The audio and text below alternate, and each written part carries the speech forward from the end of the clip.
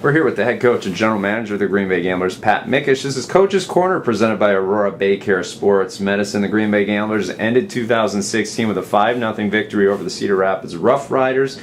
That's a way, Pat, that you want to end 2016. I thought it was a really good game. You guys outshot them 40-20. Just an all-around great game by the Gamblers.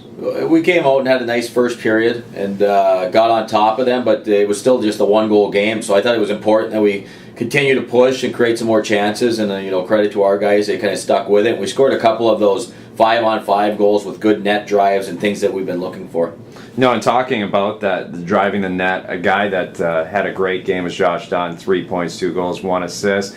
Guy that you really want to get going as we go down the stretch here. It's nice to see him produce. Yeah, I mean, Josh is still somewhat of a young player in this league, but he's played a lot of games now, and I thought his line, really kind of sparked us in that second period. I mean, you had between Leonard, Dunn, and Brody Stevens, they had a great period. Talk about Brody Stevens. That's another guy that I like watching. He was +4 during the game. He's just a hard-nosed player, brings his lunch pail every game. Yeah, he loves playing hockey. He's a great teammate, and his goals are scored at that net front, kind of winning those races and creating chances that way. But he's been very valuable to us on the power play as well, with a great net front presence, and his puck retrievals is exceptional. Is that by design then, getting out in front of the net? Is that something that you put in place prior to that game? Well, I mean, we want to make that more of a consistent part of our game, is finding ways to get to that net without the puck. And teams defend so well, and the goaltending is so strong in this league that if you're not making things difficult on them, if you're not winning those races, you're just not going to create enough chances to score.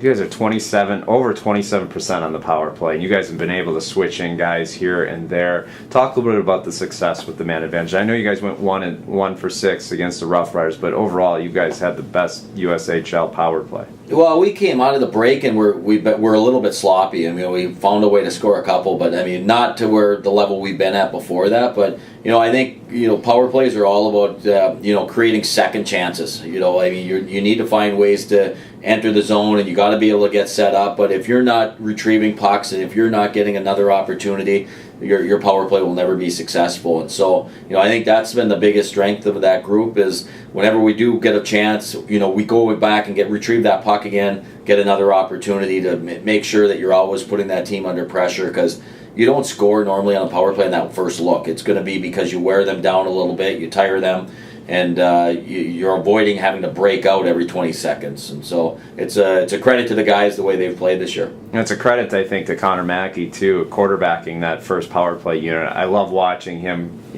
try to dictate play, the man advantage. I think one of Connor's biggest strengths is that he doesn't make up his mind, before he touches the puck. Yep. And, you want players to kind of read and see what the options are going to be. And, Connor's been, excellent at us that year, just kind of settling it down and realizing where that pressure is going to come from. And, he's a very calming influence out there for everyone. You're watching the game, too, on Saturday night, on New Year's Eve.